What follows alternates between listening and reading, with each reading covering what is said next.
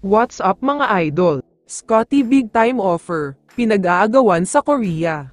Pero bago mo sana ipagpatuloy ang panonood mo, ay huwag mong kalimutan na mag-subscribe bilang suporta sa aking YouTube channel. Maraming salamat idol. Short and quick update lang muna tayo sandali tungkol sa injury ni Ai sa Apgo. Marami kasing mga fans ang nagtatanong kung bakit si Go na lang ang walang date ng pagbabalik niya. Pero sina Malonzo at Gray ay may return date na. Ayon kasi kay Coach Team, sina Jamie Malonzo at Jeremiah Gray ay posible nang makabalik ngayon January. Sa katunayan pa nga niyan ay kasama na sila sa practice, kaya napapatanong ang mga fans kung kailan si Ai sa Apgo.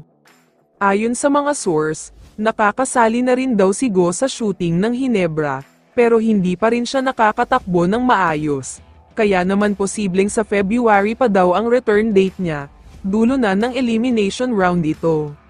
Pero ito ang mabigat sa balitang ito, naglabas kasi ng balita ang mga source, at sinasabing hindi pa sure kung makakapaglaro pa nga ba si Go sa Hinebra, dahil posibleng maging part siya ng trade asset ng Hinebra, para makakuha ng malakas.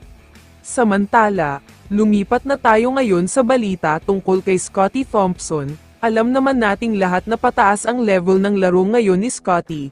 Nakita nating lahat yan noong Pasko kung saan nangyari ang comeback nila.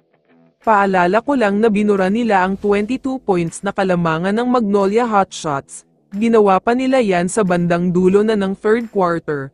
Kaya naman sobrang nakakabilib talaga ang performance nila dito. Tinapos ni Scottie Thompson ang Christmas Classico ng isang buzzer beater and game-winning 3-shot niya.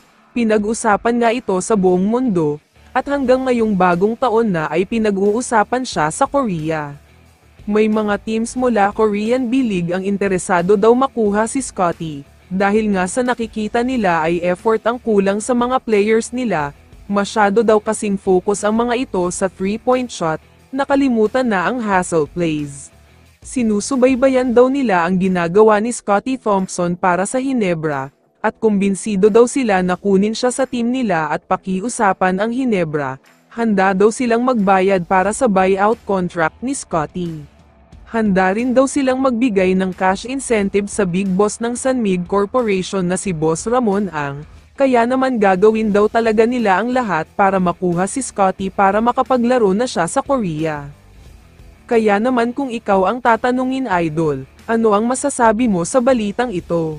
I-comment mo naman ang sagot mo sa tanong na ito. So dito na nagtatapos ang video na ito. Maraming salamat sa pagsuporta at panonood mga idol. Ingat at bye-bye.